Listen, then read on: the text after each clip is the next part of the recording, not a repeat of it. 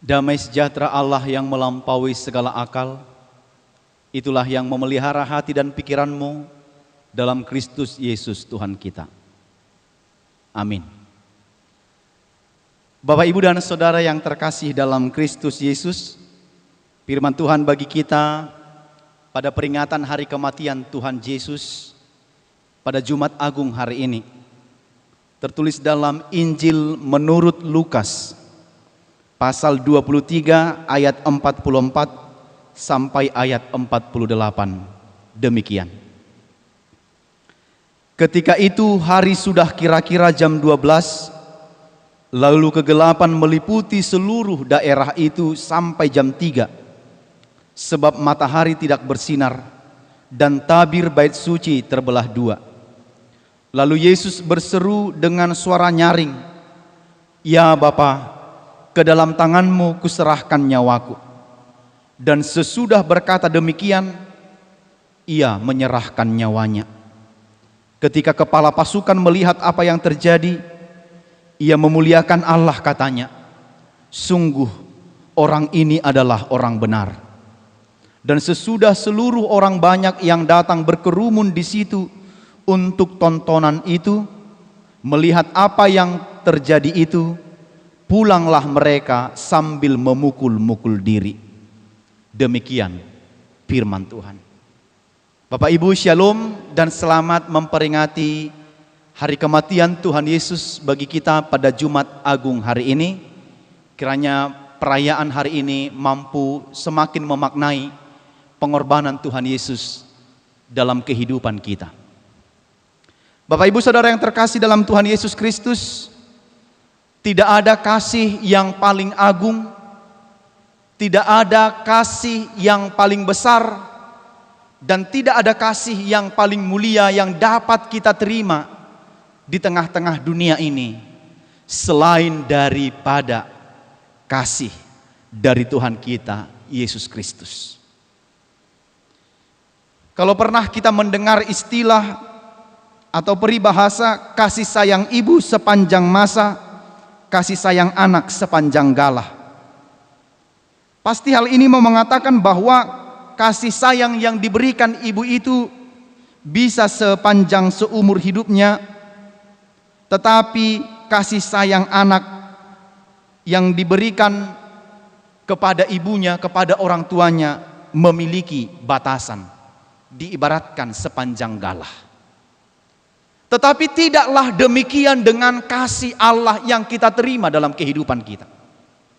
Tidaklah begitu anugerah dan kasih yang paling agung yang kita terima dari Tuhan kita. Sebab kita tahu tidak ada kasih yang lebih besar daripada kasih seorang yang memberikan nyawanya untuk sahabat-sahabatnya. Sekali lagi, tidak ada kasih yang lebih besar daripada kasih seorang yang memberikan nyawanya kepada sahabat-sahabatnya. Jadi kasih yang paling besar yang ditunjukkan oleh Tuhan kita Yesus Kristus itu adalah kasih yang sampai mengorbankan nyawanya sekalipun. Ini adalah gambaran atau pengorbanan tertinggi dari manusia. Ini adalah gambaran atau pengorbanan yang tertinggi dari Tuhan kita Yesus Kristus, dan bahkan memberikan dirinya untuk penebusan sahabat-sahabatnya dan penebusan bagi kita orang-orang yang berdosa ini. Bapak Ibu, kalau ada banyak teman, ada banyak sahabat yang mau mengorbankan waktunya bagi kita, mengorbankan tenaganya bagi kita, mengorbankan uangnya bagi kita, mengorbankan banyak hal bagi kita, namun saya katakan hampir tidak ada orang atau hampir tidak ada sahabat, atau hanya mungkin sangat sedikit sahabat yang kita temui yang mampu, yang mau mengorbankan nyawanya bagi sahabatnya atau bagi orang lain. Saya katakan hampir tidak ada.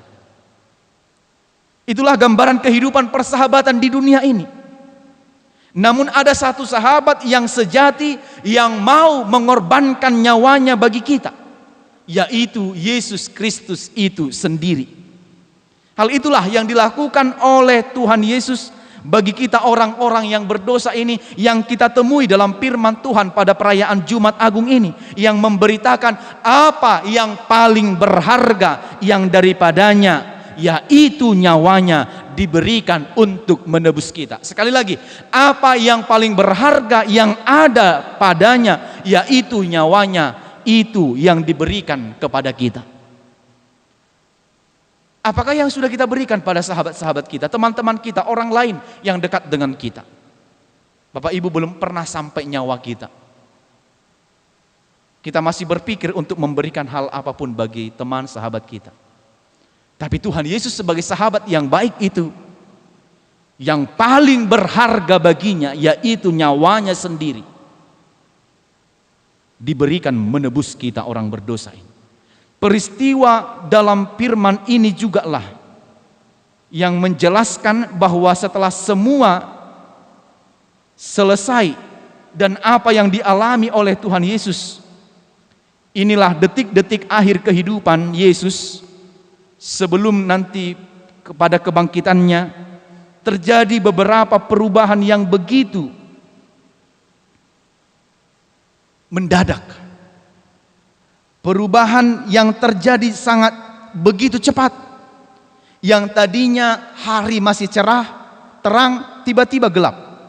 Detik-detik yang begitu mengerikan sekalipun masih siang, tetapi hari itu masih kira-kira jam 12, diberitakan oleh firman pada ayat yang ke-44, kira-kira masih jam 12, lalu kegelapan meliputi seluruh daerah sampai pada jam 3. Kegelapan meliputi semua daerah itu. Bukit Golgata atau Bukit Tengkorak itu hingga jam 3 sore gelap. Apakah yang mau kita lihat dari situ? Yesus yang disalib berada pada kondisi paling berat dalam hidupnya, sampai-sampai Bapak Ibu, alam pun ikut merasakan dan alam pun ikut menangis melihat apa yang dialami oleh Tuhan Yesus. Melihat Yesus yang tidak bersalah itu harus menanggung dosa dan harus menanggung pemberontakan manusia kepada Allah. Maka selanjutnya tanda-tanda yang lain yang terjadi adalah tabir bait Allah terbelah dua pada ayat yang ke-15 nanti boleh, maaf, ke-45 boleh kita lihat. Sebab matahari tidak bersinar dan tabir bait suci menjadi terbelah dua. Terbukanya tabir ini menunjukkan bahwa terbukalah jalan kepada semua orang percaya untuk bersekutu kepada Allah tanpa dihalangi lagi oleh ritus-ritus Yahudi, tetapi bisa kita lakukan di dalam iman. Di tengah-tengah kengerian yang mencekam itu terdengar pula suara penyerahan diri dari Tuhan Yesus Kristus. Suara penyerahan itu berbunyi, "Ya Bapa, ke dalam tangan-Mu kuserahkan nyawaku." Bapak Ibu, hal ini menunjukkan bahwa betapa Yesus itu ikhlas dan betapa Yesus itu bersedia menerima semua itu, dan Dia telah menunjukkan melakukan kehendak Bapa dengan sempurna. Hal itu benar-benar menunjukkan kalau Dia sudah melakukan apa yang dikehendaki oleh Bapa secara sempurna dalam karya penyelamatannya. Betapa Yesus merendahkan dirinya. Dia taat kepada Bapa dan Dia tulus menyerahkan dirinya kepada Bapa yang penuh kuasa dan kasih itu. "Ya Bapa, ke dalam tangan-Mu kuserahkan nyawaku. Aleyamang tu bagasan tanganmu ma hupasahat todikku." Dengan ketulusan ia mati, tetap pada ketaatan Bapa. Sampai mati pun dia tetap taat. Itu sebabnya Bapak Ibu, ketaatannya sampai pada akhir hidupnya, akhir nyawanya. Dikorbankannya dirinya, dan di dalam ketaatan dia tunduk, dia taat pada kehendak Bapa. Inilah kebahagiaan tertinggi seorang anak, kebahagiaan tertinggi seorang yang diutus. Jika sampai dia taat pada akhir nyawanya, sampai akhir kehidupannya, ia telah melakukan misi itu dengan sempurna. Misinya sudah komplit, selesai. kematian Yesus di salib adalah kemenangan yang sesungguhnya. Padahal dari sisi logis manusia, ya kematian akhir dari segalanya. Kematian akhir dari kalau manusia tidak mampu lagi melawan musuhnya. Kematian dari final atau akhir dari orang yang tidak mampu lagi berbuat apa-apa. Tetapi dalam firman ini, dalam iman percaya kita mengatakan bahwa kematian Yesus di kayu salib adalah kemenangan yang sesungguhnya. Sekali lagi saya mau katakan, kemenangan yang sesungguhnya. Maka seruan Tuhan Yesus, ya Bapa, ke dalam tanganmu kuserahkan nyawaku. Seruan ini adalah menyadarkan kepala pasukan dan orang banyak yang datang untuk melihat penyaliban itu kala itu, termasuk kepala pasukan itu. Akhirnya dia memuliakan Allah, dia menyaksikan, dan kesaksian yang pertama yang diucapkan adalah justru lahir dari mulut kepala pasukan atau letnan, sampai kepada pengakuan yang terdalam, bahkan menjadi kesaksian pertama ketika Yesus sudah mati, yang mengatakan kesaksian itu yang sangat mahal, dan selama dunia ini ada, kesaksian itu akan tetap ada, yang mengatakan sungguh orang ini adalah orang benar. Tutudo halakon natigor roha. Bapak Ibu, melalui kesaksian ini, maka segala tuduhan, maka segala kesaksian-kesaksian palsu sekarang terbantahkan. Tidak benar apa yang dituduhkan oleh orang-orang Farisi dan ahli-ahli Taurat, yang dituduhkan semua kepada Tuhan Yesus itu tidak benar. Melalui kesaksian-kesaksian yang sudah disampaikan oleh orang-orang yang melihat secara penuh peristiwa kepada Tuhan Yesus itu. Yesus adalah orang benar. Itu kesaksian letnan, itu kesaksian kepala pasukan itu. Dan benar secara iman kita juga menyatakan Yesus itu adalah sungguh-sungguh orang benar. Begitu juga dengan orang banyak yang datang berkerumun melihat Yesus yang tersalib itu, Bapak Ibu. Mereka pulang dengan sambil memukul-mukul diri mereka. Mereka dengan sangat menyesal berkata bahwa mereka sudah membunuh orang yang tidak salah, membunuh orang yang benar. Mungkin sebagian dari mereka itu adalah orang-orang yang menyerukan salibkan dia. Tetapi setelah melihat peristiwa besar itu, lalu mereka menyesal dan memukul-mukul diri mereka sambil berkata bahwa Yesus itu adalah orang yang sungguh-sungguh benar. Itu yang lahir yang kita lihat. Setelah mereka melihat semua peristiwa itu, mereka benar-benar menyesal, memukul-mukul dirinya. Mereka tahu kalau mereka sudah salah, bahwa mereka pantas, bahwa mereka telah menghukum Allah dan menyalibkan orang yang benar. Itu yang tidak dapat mereka ampuni dalam diri mereka. Sebab mereka memasukkan, sebab mereka mematikan, sebab mereka membunuh orang-orang, membunuh Yesus yang tidak bersalah itu. Ini adalah penyesalan yang seumur hidup. Jika sampai ada orang yang membunuh, mematikan orang yang tidak bersalah, itu akan menjadi bayang-bayang atau penyesalan sampai kapanpun dia hidup. Padahal hukuman salib itu adalah hukuman bagi orang-orang penjahat benar. Padahal dia orang benar, dilakukan hukuman setimpal dengan penjahat kelas kakap. Itu sebabnya mereka memukul diri mereka. Mereka sangat menyesal akibat semua peristiwa itu. Mereka tidak sanggup menerima semua itu, karena mereka sudah membunuh dan menyerahkan kepada salib orang yang benar itu, Yesus yang benar itu. Bapak Ibu, itu sebabnya dikatakan penyesalan selalu datang terlambat. Kalau nasi sudah menjadi bubur, tidak dapat diubah lagi menjadi nasi. Semoga penyesalan mereka itu adalah penyesalan yang berujung pada iman kepada Yesus, agar kiranya Bapa mengampuni dosa-dosa mereka. Itu yang kita dengarkan dari apa yang disampaikan oleh Tuhan Yesus ketika dia berada di kayu salib. Ya Bapa, ke dalam tanganmu kiranya kuserahkan nyawaku. Ya Bapa, ke dalam tanganmu kuserahkan nyawaku. Justru kematian Yesus itu adalah merupakan kepastian bahwa kuasa dosa telah ditaklukkan. Namun di atas semua itu, kuasa kehendak Bapa telah jadi. Karena kehendak Allah itu harus terjadi di dalam diri Yesus Kristus. Maka apa yang telah dinubuatkan oleh para nabi, maka dia akan mati, disalibkan, dia adalah yang benar, agar kita orang yang berdosa ini diselamatkan dari keberdosaan kita. Maka kematian Yesus tidak kematian yang sia-sia, tapi memulai babak baru penyelamatan manusia setelah kebangkitannya pada hari yang ketiga. Maka Bapak Ibu, marilah kita hidupi firman ini pada peringatan Jumat Agung ini, menyampaikan kepada kita paling tidak 3 hal. Yang pertama, hidup yang selalu memiliki penyesalan.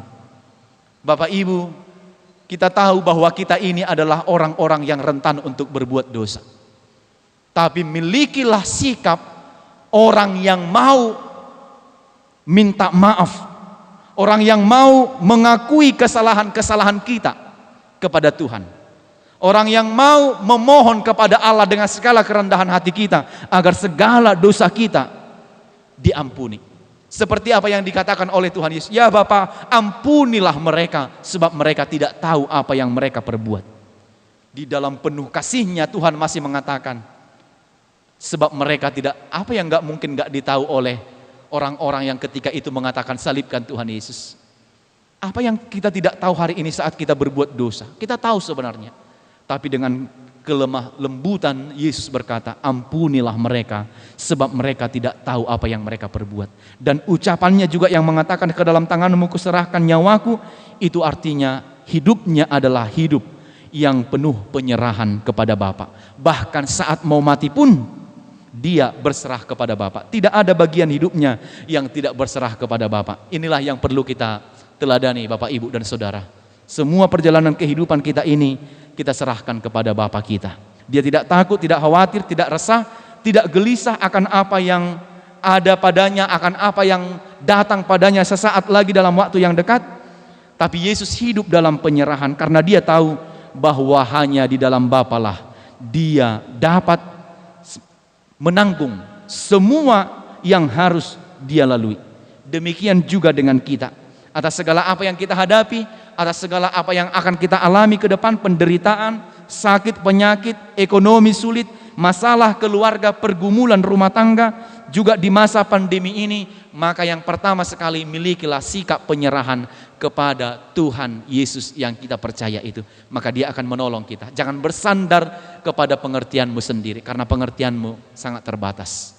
Yang kedua, hidup yang selalu memuliakan Allah. Bapak Ibu, banyak perbuatan Allah yang sudah kita alami dalam kehidupan kita. Kalau kita ceritakan dari kita hidup sampai pada kehidupan kita yang sekarang, kita tidak sanggup menceritakan betapa baiknya Tuhan dalam kehidupan kita. Karena itu, jangankan persoalan hidup, kita sampai tidak dapat melakukan apa-apa pun sebenarnya Tuhan sanggup menolong kita. Banyak perbuatan Allah yang sudah kita alami dalam kehidupan kita. Maka janganlah sampai keberdosaan kita, kesalahan kita, dosa-dosa kita kembali menyalibkan Tuhan kita itu dengan cara-cara kita dan perbuatan kita yang tidak benar di hadapan Tuhan. Maka hiduplah sebagai hidup yang memuliakan nama Tuhan. Sungguh Dia adalah Tuhan yang benar. Sungguh Dia adalah Tuhan yang begitu mulia. Maka kita jangan lagi melakukan penghinaan kepada Tuhan. Jangan lagi kita hidup di dalam keberdosaan, tetapi muliakanlah Tuhan dalam hidupmu. Yang ketiga, yang terakhir adalah milikilah komitmen menyesali dosa-dosa kita dan bertobat serta kembali kepada jalan yang besar, yang benar. Bapak Ibu, kalau dikatakan penyesalan selalu datang terlambat, tapi sebelum bertindak maka pikirkanlah terlebih dahulu supaya penyesalan jangan datang terlambat.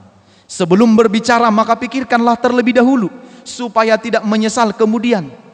Tapi kalaupun kita sudah jatuh ke dalam dosa, kesalahan dan pelanggaran, ucapan-ucapan yang tidak benar atau hidup dalam keberdosaan, maka segeralah menyesal, segeralah bertobat dan segeralah berbalik kepada jalan yang benar. Hidupilah pengorbanan Tuhan Yesus di kayu salib untuk keampunan dosa-dosa kita, karena kita dia menderita, karena kita dia mati, dan karena kita dia mengalami segala hal yang paling sakit sekalipun untuk menyelamatkan kita. Tuhan selalu menyambut orang-orang yang berdosa. Tangan Tuhan begitu sangat terbuka menyambut kita yang mengenali dosa dan kembali ke jalan yang benar, supaya kelak kita menjadi pewaris kerajaan Allah yang selama-lamanya. Selamat memaknai pengorbanan Tuhan Yesus. Terlebih di masa pandemi ini, kondisi ini mengajak kita untuk dapat bagaimana Yesus Kristus berkorban demi kita. Pun di masa sulit ini, kita mampu memahami kalau begini kondisi kita dengan sulit untuk tetap bertahan dalam iman kita yang benar, maka demikianlah juga Yesus berkorban untuk kita. Maka kita juga harus tetap berkorban untuk melakukan dan menghidupi iman kita dengan sungguh-sungguh dan tidak jatuh lagi atas apapun yang ada di dunia ini, supaya kita memperoleh kehidupan yang kekal. Selamat Jumat Agung, Tuhan Yesus memberkati. Amin, kita berdoa. Bapa di surga, kami bersyukur dan berterima kasih atas segala berkat, kebaikan, anugerah dan penyertaan Tuhan dalam hidup kami. Pada hari ini kami bersyukur untuk segala kasih yang paling agung, kasih yang paling sempurna yang pernah kami terima, yaitu karena kasih Tuhan.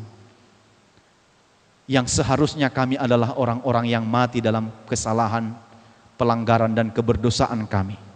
Tetapi Engkau menyelamatkan kami, menebus kami dari segala dosa dan pelanggaran itu, agar kami memperoleh kehidupan yang kekal. Terima kasih atas pengorbanan-Mu yang begitu sangat besar dan mulia dalam kehidupan kami.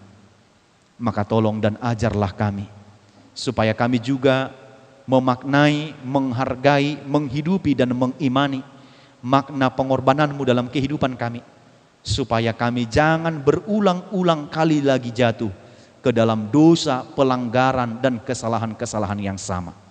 Tapi kami mau diperbaharui dan kembali kepada jalan yang Tuhan kehendaki, agar kiranya pengorbanan-Mu, agar kiranya makna dari kasih-Mu yang besar itu dapat kami teladani dan kami hidupi dalam kehidupan kami sehari-hari. Bapa di sorga, kami mengaku bahwa kami ini adalah orang-orang yang lemah, yang sering menyandarkan diri kami kepada kekuatan-kekuatan di dunia ini. Tapi melalui kasih-Mu yang besar atas pengorbanan-Mu yang begitu nyata dalam kehidupan kami, hari ini kami mau berserah penuh kepada-Mu.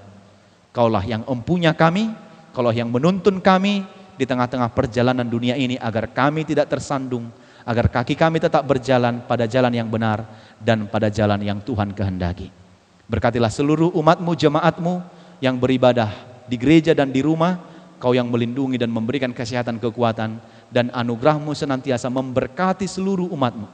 Terlebih kami berdoa pada hari ini atas pergumulan yang sedang kami hadapi, masalah yang sedang dihadapi oleh seluruh jemaat-Mu, terlebih berita yang kami dengarkan akhir-akhir ini karena aksi terorisme saudara-saudara kami yang ada di Makassar. Biarlah Tuhan yang memberikan keteguhan iman kepada kami, agar kami tetap percaya bahwa penyertaan pertolongan Tuhan tetap selalu bersama-sama kami. Kami yakin dan percaya Tuhan, tangan-Mu begitu kuat menyertai kami dan tidak membiarkan kami terjatuh dan orang lain dan siapapun yang mencelakai kehidupan kami, karena kami yakin dan percaya tangan Tuhan selalu hidup dan bersama-sama dengan kami. Kami serahkan hidup kami dalam tangan pengasihan Tuhan. Di dalam Yesus Kristus kami berdoa dan bersyukur kepada-Mu. Amin.